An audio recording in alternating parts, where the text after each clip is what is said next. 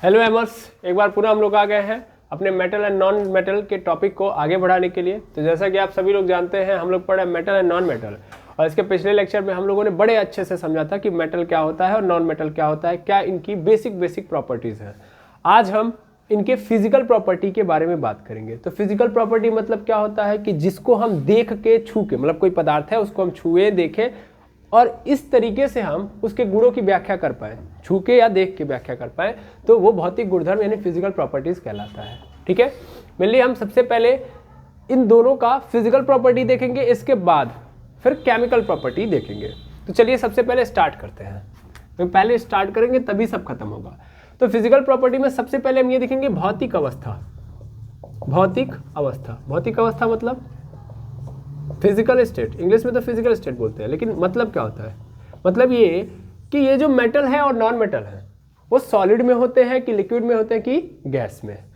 तो ध्यान देंगे, जो मेटल की अगर मैं बात करूं, देखो पहला यही होता है कि कौन सी स्टेट में कौन सी अवस्था में पाए जाते हैं। तो मेटल जो होते हैं मैक्सिमम का मैं बोल सकता हूं कि ऑलमोस्ट जितने हैं सब के सब किस में मिलेंगे आपको?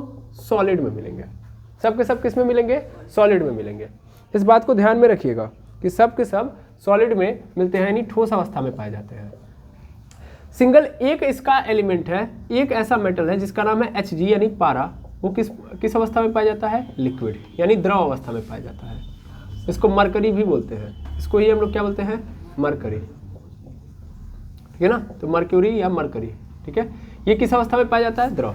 ये ध्यान रखेंगे, लेकिन लगभग जितने भी हैं वो सब किस अवस्था में मिलेंगे? सॉलिड यानी ठोस में मिलेंगे।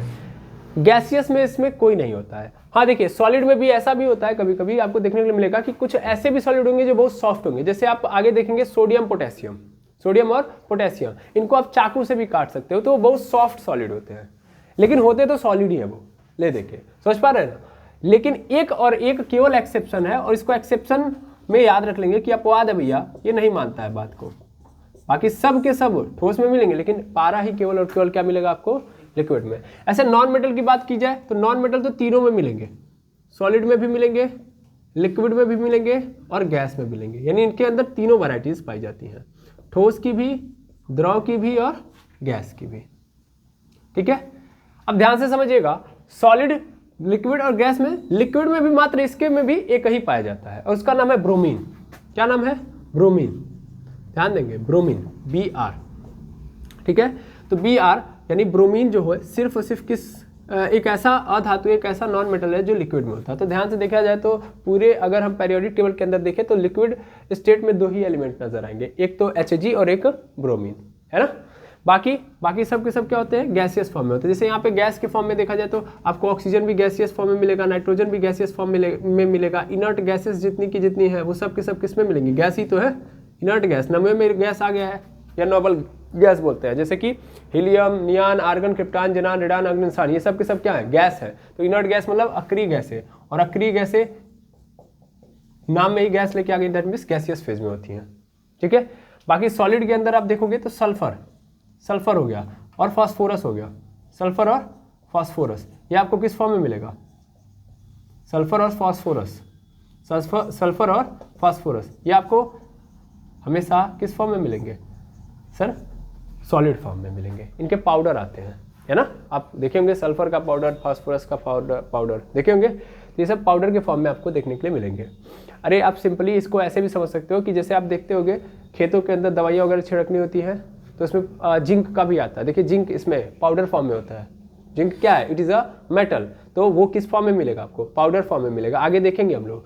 और मेनली इसमें क्या आपको सल्फर हो गया, फास्फोरस हो गया, ये भी किस फॉर्म में मिलते हैं? पाउडर के ही फॉर्म में मिलते हैं। तो ये भी क्या एक प्रकार से सॉलिड ही होते हैं। देखो सॉलिड का मतलब ये बिल्कुल नहीं कि एकदम टाइट हो, मतलब छोटे छोटे पार्टिकल में भी ब्रेक डाउन है तो दैट मीन्स ये सॉलिड ही है ना। पाउडर भी है, अगर कहने का मतलब ये है कि पाउडर भी है अगर, तो ये क्या है? सॉलिड है। जैसे चौक को अगर हम पीस दें तो पाउडर फॉर्म में चला जाएगा, नहीं चला जाएगा? तो चौक क्या था? सॉलिड था कि नहीं था? तो ले देखिए ये भी क्या है? सॉलिड ही है। आई थिंक समझ में आ गया होगा। तो इसमें सॉलिड, लिक्विड, गैस सब पाए जाते हैं, हाँ या ना। और ब्रोमीन एकमात्र ऐसा नॉन मेटल है जो किस फॉर्म में मिलेगा आपको? लिक्विड यानी द्रव अवस्था में मिलेगा। मेटल में सब के सब सॉलिड पाए जाएंगे, लेकिन एकमात्र कौन है मेटल? मरकरी, जो कि किस में मिलेगा? द्रव में। अब दूसरे नंबर पे आते हैं। दूसरे नंबर पे धात्विक चमक यानी मेटालिक लस्टर। देखा जाए किस में, मतलब इन मेटल और नॉन मेटल में कौन चमकदार होते हैं, ठीक है ना। तो मेटालिक लस्टर का मतलब क्या होता है कि भैया जो चमक दे, मतलब अगर मैं उसको उठाऊं या पकड़ूं तो ये चमक रहा हो। तो एक्चुअल में देखो इसमें नाम में ही मेटालिक लस्टर डाल दिया है, लेकिन मैं सिर्फ और सिर्फ लस्टरस देखता हूँ, सॉरी लस्टरनेस देखता हूँ, किसके अंदर पाया जाता है, किसके अंदर चमक पाया जाता है। तो जो मेटल होते हैं वो चमकदार होते हैं, है ना। रीजन बिहाइंड इट, क्योंकि उनके सरफेसेस पे अगर आप पॉलिश लगाओगे तो पॉलिश लगाने पे क्या होते हैं, चमकते हैं। जैसे आप लोहा ही देख लो, लोहे के ऊपर पेंट कर दिया जाता है तो चमकने लगता है कि नहीं, चमकने लगता है, ठीक है ना। एल्यूमिनियम देखते हैं कि अपने आप में कितना चमकदार होता है ना। तो मेटल के अंदर लगभग जो मेटल आपको नजर आएंगे वो क्या होंगे, मेटालिक लस्टर के साथ नजर आएंगे, यानी उनके अंदर चमक पाया जाएगा। तो मेटल उठाओगे तो तुरंत क्या होगा, चमचमाएगा। समझ पा रहे हैं। जैसे सोना, खुद देख लो, सोना चमकदार होता है कि नहीं होता है, चांदी चमकदार होता है कि नहीं होता है ना।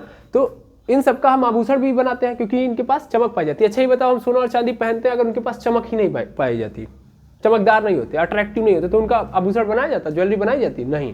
तो क्या होते हैं, ये मेटल जो होते हैं वो चमकदार होते हैं, चमकदार होते हैं, लस्टरस होते हैं, ठीक है ना। इंग्लिश में क्या बोलेंगे, लस्टरस होते हैं, इसको लिख दीजिएगा।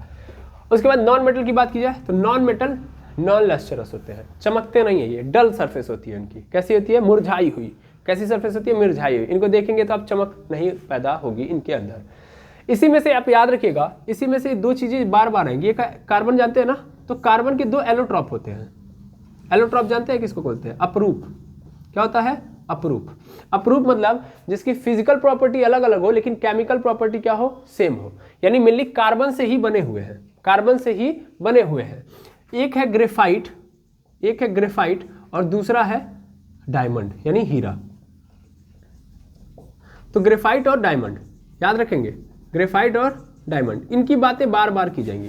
ग्रेफाइट और डायमंड की, ग्रेफाइट और डायमंड की। ग्रेफाइट जो है वो भी एलोट्रॉप है और हीरा भी क्या है, एलोट्रॉप है। अब ध्यान से ऑब्जर्व करिए, तो ग्रेफाइट को आप पकड़ोगे, ग्रेफाइट, तो ग्रेफाइट क्या होता है, अपने आप में चमकदार होता है ना। ग्रेफाइट चमचमाता है, इतना खतरनाक। अच्छा ग्रेफाइट छोड़ो, हीरा देखो, हीरा चमकदार है कि नहीं है, किससे बना है, कार्बन से। कार्बन क्या है सर, अधातु है, जबकि क्या है वो, चमकदार है। बाकी कोई मेटल, ऐसे कोई भी नॉन मेटल चमकता हुआ नजर नहीं आएगा, लेकिन एक ग्रेफाइट हो गया, फिर दूसरा हीरा हो गया, और तीसरे नंबर पे इसी में एक आयोडीन आएगा, ठीक है ना। मतलब ऐसे तो देख लो कि ये चमकदार नहीं होते हैं, ये चमकदार नहीं होते हैं,